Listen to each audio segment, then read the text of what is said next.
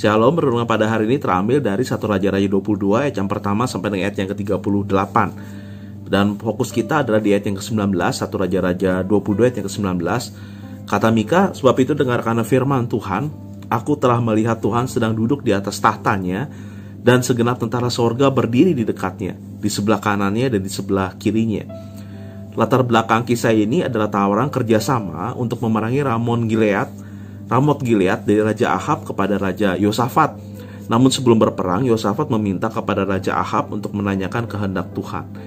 Raja Ahab memiliki banyak nabi-nabi yang selalu berbicara mendukung keputusannya, tetapi Raja Yosafat tidak puas. Ia ingin mendengar suara Tuhan melalui nabi yang lain, dan disitulah Mika tampil sebagai nabi yang diurapi oleh Tuhan, yang selalu berbeda dan selalu berseberangan dengan nabi-nabi yang ada di istana. Nah, peristiwa ini memuncak ketika mereka membawa Mika ke hadapan Raja Yosafat dan Raja Ahab.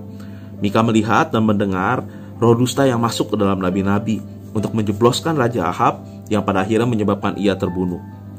Mika memiliki roh yang benar karena yang pertama, Mika dengan mata batin diizinkan oleh Tuhan untuk masuk ke dalam ruang ilahi, untuk melihat dan mendengar bahwa ada roh dusta yang bekerja sama dengan nabi-nabi palsu.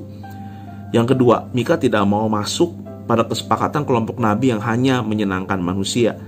Yang ketiga, Mika mau membawa pesan beresiko karena membawa berita buruk yang tidak menyenangkan, yaitu kejatuhan raja dan kekalahan yang besar.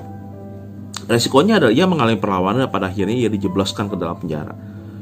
Untuk sekejap mata saja, tirai keabadian tersingkap dan Ahab diberi sekilas pandangan tentang apa yang akan terjadi di balik tirai tersebut. Di sana tampak Tuhan sedang duduk di atas tahtanya. Pesan malapetaka yang sudah diucapkan sebelumnya oleh Nabi Elia akan segera tergenapi.